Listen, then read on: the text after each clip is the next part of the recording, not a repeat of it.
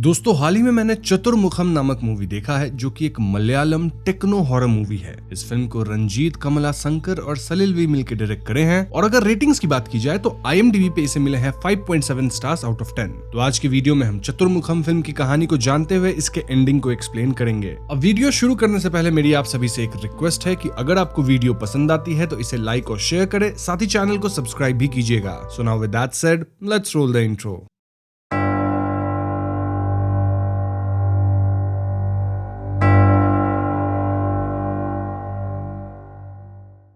तो फिल्म के शुरुआत में हम एक इंसान को देखते हैं जिसके मोबाइल फोन पे एक कॉल आता है, लेकिन कॉल उठाने पे उसे बस स्टैटिक साउंड्स आते हैं। फिर ये आदमी घर के टेबल फैन को ऑन करता है एंड एज व्यूअर्स हम घर में इलेक्ट्रिकल माल फंक्शन और स्पार्क्स वगैरह देख पाते हैं। फिर एकदम से टेबल फैन टूटता है और उसका ब्लेड इस आदमी को लगता है, जिससे ये आदमी वहीं खत्म हो जाता है। इसके ठीक बाद इस आदमी का मोबाइल फोन एकदम तेजी से डिस्चार्ज होता है। अब ये आदमी कौन था इसके बारे में आपको वीडियो में आगे पता लग जाएगा। यहाँ से कहानी क्लीमेंट नामक रिटायर्ड प्रोफेसर पे शिफ्ट करती है जिनका काफी साइंटिफिक टेम्परामेंट है, मतलब वो साइंस को सर्वोपरि मानते हैं। क्लीमेंट से मिलने एंटनी नाम का एक आदमी आता है जिसका कहना था कि उसके कलीग के साथ एक अजीब सी घटना हो रही है और उसी मामले में एंटनी को क्लीमेंट की मदद चाहिए। ऐसे में क्लीमेंट एंटनी से उस अजीब अनएक्सप्लेनेबल घटना के डिटेल्स मांगते हैं और एंटनी बताना शुरू करता है। सो एंटनी का काम CCTV कैमरा बेचने का एंड इंस्टॉल करने का है और एंटनी के साथ उसकी टैलेंटेड कलीग तेजस्विनी काम करती है। तेजस्विनी एक ऐसी लड़की है जो कि सुबह उठते ही सेल्फी लेती है, देन अपने लाइफ के हर मोमेंट की फोटो कैप्चर करती है, साथ ही उन फोटोज को सोशल मीडिया पे पोस्ट भी करती है। इन शॉर्ट तेजस्विनी फोन से एडिक्टेड है, हमेशा फोन में ही रहती है और वही उसकी दुनिया है। तेजस्विनी की एक दोस्त भी है जिसका नाम सफिया है और सफिया को आप याद रखिएगा क्योंकि इसका लिंक कहानी में आगे है। खैर एक दिन तेजस्विनी किसी डॉक्टर मनोज के हॉस्पिटल में CCTV कैमरास डालने का प्रपोजल लेके जाती है और ये प्रपोजल एक्सेप्ट भी हो जाता है। ये एक बहुत बड़ी डील थी जिससे एंटनी और तेजस्विनी काफी खुश होते हैं। इसके बाद तेजस्विनी अपने पेरेंट्स के घर जाती है और वहां हम समझ पाते हैं कि तेजस्विनी और उसके भाई बिजेश की बातचीत बंद है। क्यों? क्योंकि तेजस्विनी का भाई बिजेश उसके लिए अपनी गारंटी पे अपने ऑफिस से लोन लिया था और तेजस्विनी इस महीने लोन की किस्त नहीं चुकाई, जिससे बिजेश की ऑफिस में काइंड ऑफ बदनामी होगी। तो इसी बात पे दोनों में थोड़ी अनबन है और इससे हम ये भी समझ पाते हैं कि तेजस्विनी की जो फाइनेंशियल कंडीशन है वो कुछ ठीक नहीं है। अब उस रात तेजस्विनी अपने पेरेंट्स के साथ मंदिर में मुडियत्तम रिचुअल देखने जाती है और वो ये सब कुछ फोन में रिकॉर्ड कर रही थी। इसी बीच एक लेडी जो कि थोड़ी बीमार थी और इस रिचुअल का हिस्सा थी, वो तेजस्विनी को धक्का दे देती है जिससे तेजस्विनी का फोन गिर के टूट जाता है। ऐसे में अगले दिन तेजस्विनी ऑफिस में एंटनी और उसके असिस्टेंट बशीर के साथ मिलकर डिसाइड करती है कि वो फॉर टाइम बीइंग एक सस्ता फोन ले लेगी और अगले महीने हॉस्पिटल वाली डील फुली क्लोज हो जाएगी, उससे पैसा आ जाएगा, तब वो कोई बढ़िया फोन लेगी। ऑनलाइन सर्च करते हुए तेजस्विनी को लीजा कंपनी का एक फोन मिलता है जिसके स्पेक्स मस्त थे और फोन का दाम सिर्फ 4,500 रुपए था। वो फौरन इस फोन को ऑर्डर कर देती है। कुछ ही समय में फोन डिलीवर भी हो जाता है और तेजस्विनी सबसे पहले फोन में एक सेल्फी लेती है। उसे लगता है कि फोन का फ्रंट कैमरा उतना अच्छा नहीं था, लेकिन फोन की बैटरी लाइफ तो मस्त थी, डिस्चार्ज ही नहीं हो रही थी। अब जब तेजस्विनी फोन ऑपरेट कर रही होती है तो उसके आसपास लाइट्स थोड़ी फ्लिकर करती हैं। इतना ही नहीं, उस रात 3:14 पे जब फोन प्लग्ड इन होता है तो वॉल सॉकेट में स्पार्क्स होते हैं और तेजस्विनी उठ के जब चार्जिंग ब्रिक को रिमूव करने का सोचती है तो उसे शॉक लगता है। फिर अगले दिन तेजस्विनी डॉक्टर मनोज के ऑफिस में CCTV लगवाने जाती है, जहां मनोज एकदम से तेजस्विनी के शोल्डर पे गलत तरीके से टच करता है। ऐसा होते तेजस्विनी उस पर चिल्लाना शुरू करती है and doctor Manoj was like कि कल रात तेजस्विनी ही तो उसे फोन पे फ्लर्टी मैसेजेस कर रही थी।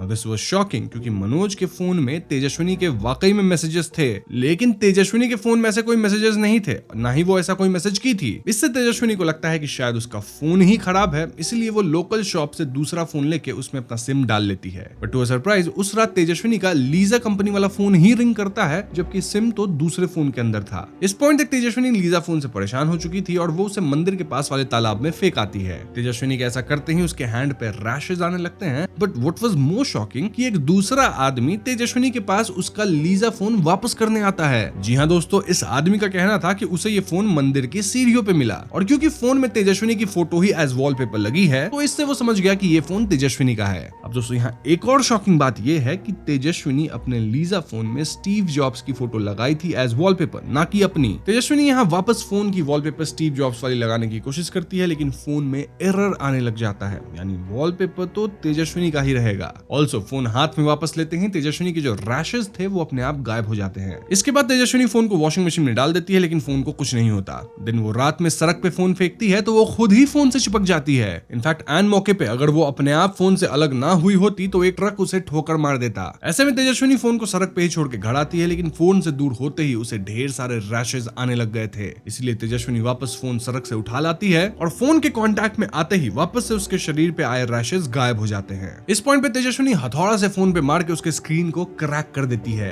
लेकिन ये क्रैक अपने आप ठीक हो जाता है। इनफैक्ट क्रैक शेप का कट तेजस्विनी के चेहरे पे लग जाता है, यानी कि अगर तेजस्विनी इस फोन को डिस्ट्रॉय करने का सोचेगी तो चोट उसे ही आएगी। तेजस्विनी ये सब बात एंटनी और बशीर को बताती है, जिसके बाद बशीर उसे एक झाड़ फूक करने वाले इंसान के पास ले गया, लेकिन वहां भी फोन काफी एबनॉर्मली बिहेव किया, लाइक रिचुअल वाले अंडे के योक में ब्लड जैसा शेप आना, देन आसपास सभी फोन अपने आप रिंग होना, तेजस्विनी का लीजा फोन रिंग और वाइब्रेट होते हुए उछलने लग गया था, एंड इवन बशीर पे इनडायरेक्ट हमला हुआ। इन सबसे तंग आकर तेजस्विनी पता लगाती है कि आखिर इस फोन का सेलर कौन था, और यहाँ तेजस्विनी को फिलिप थारियन के बारे में पता चलता है, who was the online seller. वो फिलिप को कॉल लगाती है, लेकिन उसका कॉल नहीं लगता। वहीं हम भी उसको फिलिप दिखाया जाता है, जो कि ऑनलाइन सेलिंग का काम कर रहा था, और उसके पास भी लीजा कंपनी की ही एक फोन थी। एकदम से फिलिप के घर के इलेक्ट्रिकल अप्लायंसेस माल फंक्शन करते हैं, एंड देन लीजा फोन उसके चेस्ट से चिपक जाता है, जिससे फिलिप का जो पेस मेकर था वो माल फंक्शन कर जाता है। अंततः फिलिप खत्म हो जाता है और फिर लीजा फोन की बैटरी अपने आप 100 से 0 हो जाती है।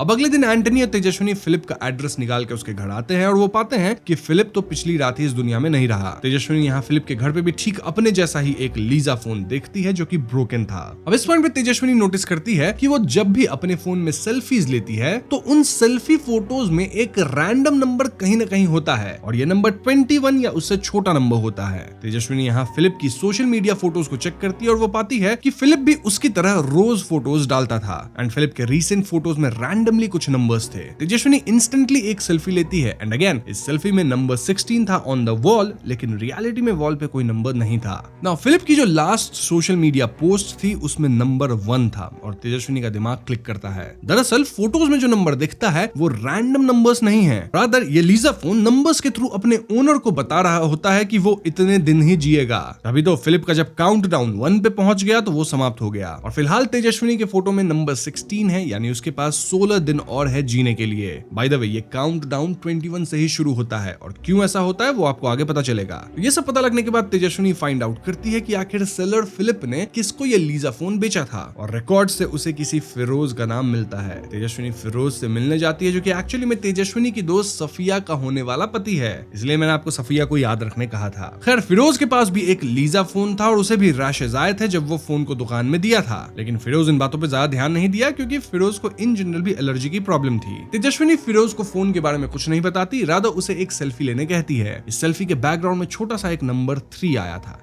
यानी कि फिरोज तो शायद 3 दिन में ही खत्म हो जाएगा। तो यस, यहाँ तक की कहानी एंटनी क्लीमेंट को सुनाता है, और वो क्लीमेंट से कहता है कि उसने तेजस्विनी को भी यहाँ बुलाया है ताकि क्लीमेंट इनकी फोन वाली प्रॉब्लम को सॉल्व कर सके। अब क्लीमेंट, जो कि काफी साइंटिफिक टेम्परामेंट के थे, वो इन सब चीजों को कोइंसिडेंस बताते हैं। आई मीन वो इस सुपरनैचुरल बातों को नहीं मान रहे थे और सब कुछ को साइंस की मदद से एक्सप्लेन करने की कोशिश कर रहे थे। स्टिल वो तेजस्विनी के आने के बाद उसके फोन के डेटा को अपने कंप्यूटर में कॉपी कर लेते हैं। उन्हें यहाँ एक फोन का हिडन फोल्डर मिलता है, जिसमें एक बंदे के कुछ लॉग वीडियोस थे, जैसे व्लॉग बनाते हैं ना लोग, अपनी जो काम कर रहे हैं उसको रिकॉर्ड करते हैं, वैसा ही कुछ। ये मोस्टली वो बंदा था जिसने इस लीजा फोन को बनाया था, और इन वीडियोस में फोन के रिसर्च को लेके ही अपडेट्स थे। इन वीडियोस के बैकग्राउंड में केरला स्टार्टअप मिशन का लोगो था, और ऐसे में क्लीमेंट, एंटनी, तेजस्विनी मिलके केरला स्टार्टअप मिशन के ऑफिस जाते हैं। वहां से इन्हें इस वीडियो वाले लड़के की इन्फॉर्मेशन मिलती है, जिसका नाम आदर्श था। आदर्श एक टिपिकल गीक था, और कॉलेज के बाद वो एपी टेक्नोलॉजीज करके अपना एक फर्म बनाया। इसी फर्म का ही प्रोडक्ट था लीजा फोन, जिसपे आदर्श कई सालों तक काम किया था। इनफैक्ट फोन का नाम वो अपनी माँ के नाम पे रखा था,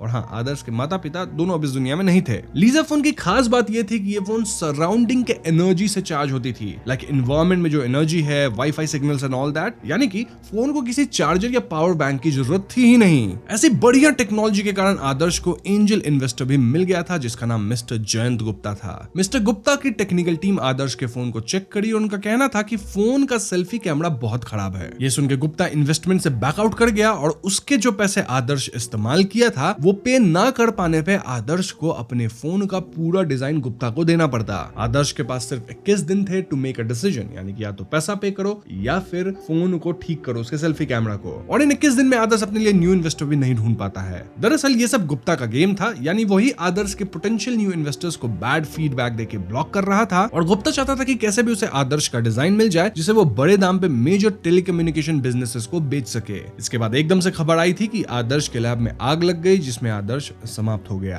तो आखिर आदर्श के साथ आगे क्या हुआ, ये जानने के लिए क्लेमेंट, एंटनी और तेजस्विनी उस पुलिस स्टेशन में जाते हैं जहां का पुलिस ऑफिसर आदर्श के केस को हैंडल किया था। फिलहाल तो स्टेशन में नए पुलिस ऑफिसर आ गए थे, लेकिन वो बताते हैं कि आदर्श के केस को जैकरिया हैंडल किए थे। अब दोस्तों जैकरिया वही बंदा है जिसे हमने मूवी के स्टार्टिंग सीन में समाप्त होते देखा था ना। खत्म होने से पहले आदर्श एक व्हाट्सएप वीडियो अपने यूएस वाले फ्रेंड नवीन को भेजा था जिससे हमें क्लियर पता चल जाएगा कि आखिर आदर्श के साथ क्या हुआ। तो बेसिकली आदर्श गुस्से में एक रात अपने इन्वेस्टर गुप्ता के घर गया और गुप्ता को समाप्त ही कर दिया। देन आदर्श प्लान किया कि वो अपने फोन के 4 वर्किंग प्रोटोटाइप को लेकर अपने दोस्त नवीन के पास यूएस भाग जाएगा। मतलब इंडिया में तो पुलिस उसे पकड़ेगी ना कत्ल के लिए, तो यूएस बढ़िया था। भागने से पहले आदर्श अपने लैब में आग लगा दिया, लेकिन उसके लैब का जो इलेक्ट्रिक डोर का बटन था वो भी शॉर्ट सर्किट कर गया। मतलब आदर्श कमरे में फंस गया और वो बाहर ही नहीं निकल पाया। इस वजह से खुद की लगाई आग में आदर्श समाप्त हो गया। नाउ आदर्श के जो 4 लीजा फोन्स थे वो फायर रेजिस्टेंट केस में थे और ऐसे में फोन्स नहीं जले। ऑफिसर जैकरिया जब यहाँ आए तो उन्हें ये 4 फोन्स मिले थे। एक फोन वो खुद रख लिए और बाकी के 3 फोन को वो फिलिप को बेच दिए थे। यहाँ फिलिप एक फोन अपने पास रखा एंड देन बाकी 2 फोन को वो ऑनलाइन बेच दिया, जो कि मिला फिरोज एंड तेजस्विनी को। अब यही फोन्स अपने ओनर्स को समाप्त कर रहे हैं क्योंकि जरूर इन फोन में आदर्श की आत्मा फंस गई है या उसकी नेगेटिव एनर्जी है। आदर्श नहीं चाहता था कि कोई भी उसके फोन को यूज करे क्योंकि उसे लगता था कि उसका फोन चुराया जा रहा है। उसकी आत्मा बार बार कहती थी कि this is my phone.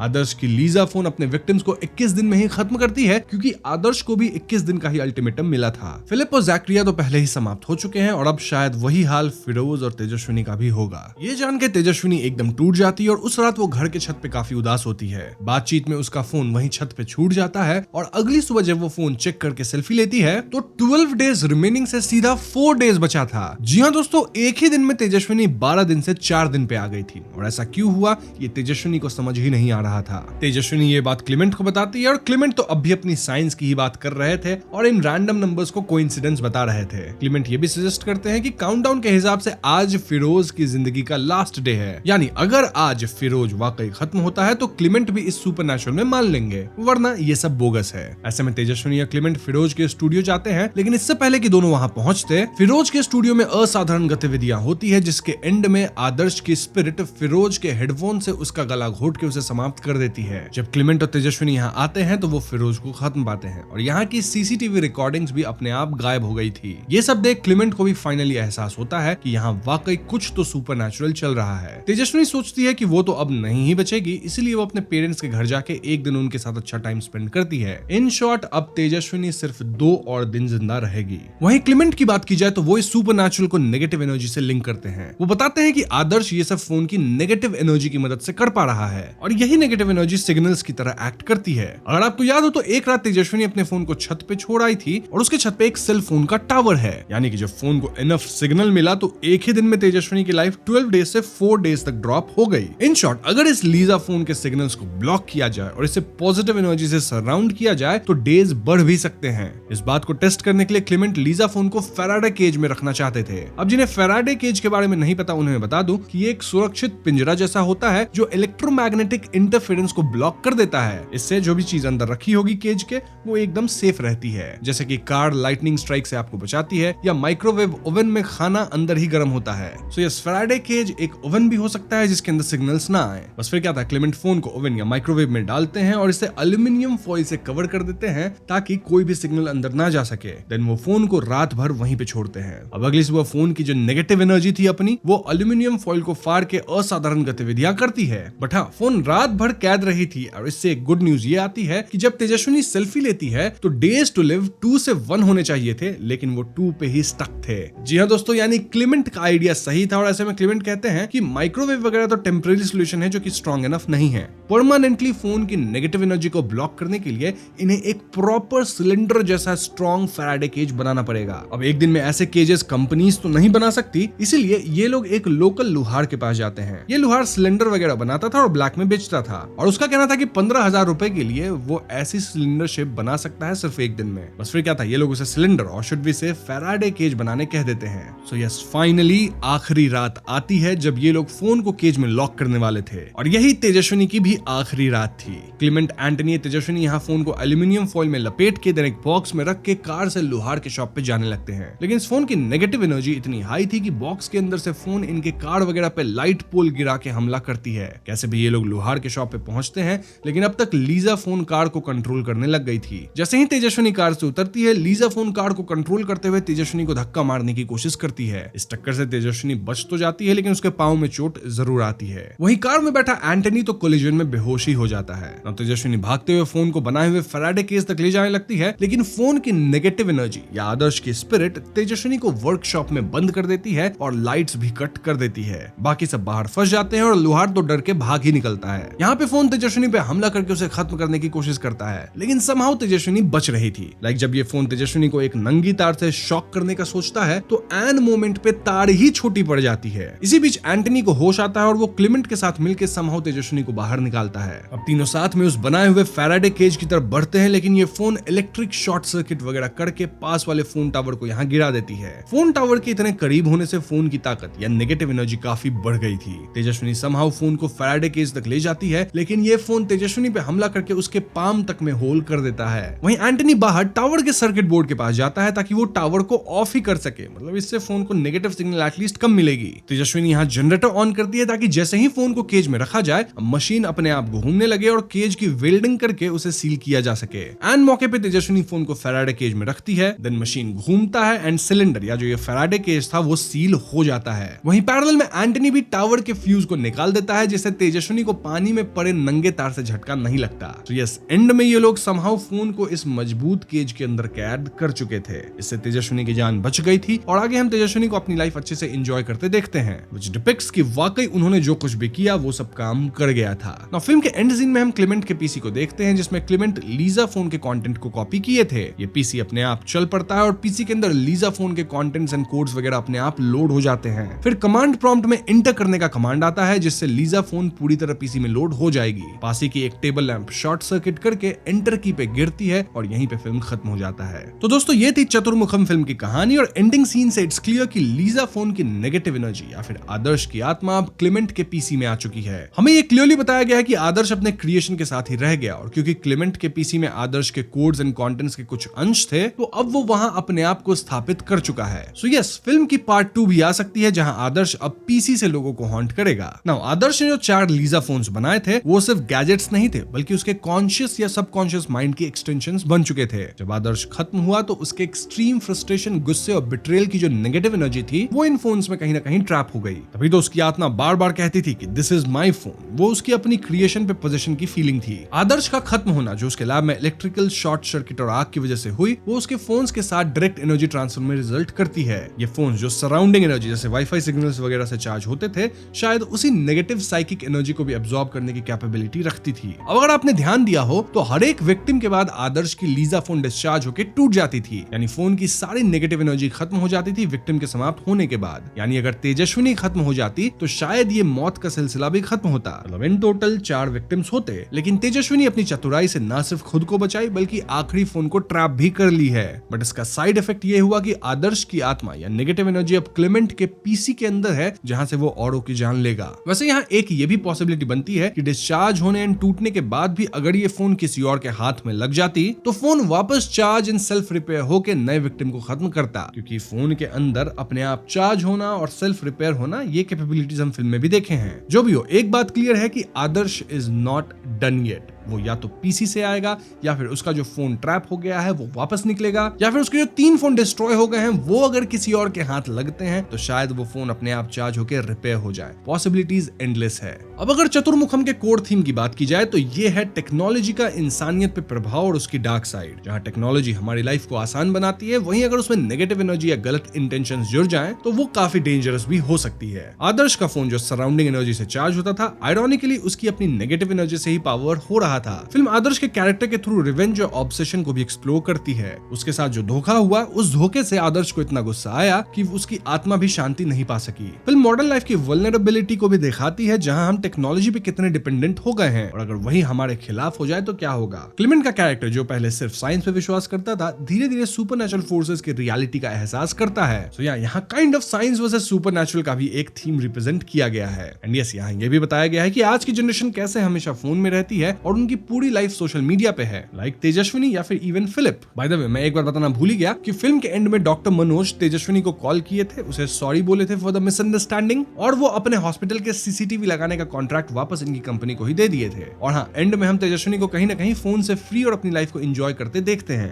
Overall चतुर्मुखम ने सिर्फ एक घोस्ट स्टोरी नहीं दी है, बल्कि एक चिलिंग रिमाइंडर दिया है कि हमारी टेक्नोलॉजी, हमारी जो क्रिएशंस है, वो एक दिन हमारे लिए सबसे बड़ा नाइटमेयर बन सकती है। और जैसा मूवी कहती है, आदर्श अपने क्रिएशन के साथ ही रह गया और अब तो वो और भी ज्यादा पावरफुल हो चुका है, क्योंकि मोबाइल से ज्यादा पावरफुल तो पीसी है। इसके अलावा 21 दिन से ही काउंटडाउन शुरू क्यों होता था, इसका रीजन मैंने एक्सप्लेनेशन के दौरान ही आपको बता दिया है। और हाँ, आदर्श की बैक स्टोरी भी मैं एक्सप्लेन कर चुका हूँ। उसमें एक इंपॉर्टेंट बात ये थी कि आदर्श सेल्फी कैमरा जैसे फीचर को बस गिमिक मानता था और रियल इनोवेशन था उसका चार्जिंग टेक्नोलॉजी, जिसकी कोई वैल्यू नहीं करी गई, क्योंकि अल्टीमेटली लोगों को सेल्फी ही लेनी है और ब्रांड्स भी फिर उसी पे फोकस करती है। सो आई होप अब आपको फिल्म की पूरी कहानी एकदम क्लियरली समझ आ गई होगी। स्टिल कोई डाउट है तो आप मुझसे कमेंट्स में जरूर पूछ लीजिएगा। तो बस आज की वीडियो में इतना ही। वीडियो पसंद आई हो तो लाइक और शेयर करें, साथ ही चैनल पर नए हैं तो हमें सब्सक्राइब भी कीजिएगा, क्योंकि हम अपने चैनल पे ऐसे वीडियोस लाते रहते हैं। पीस।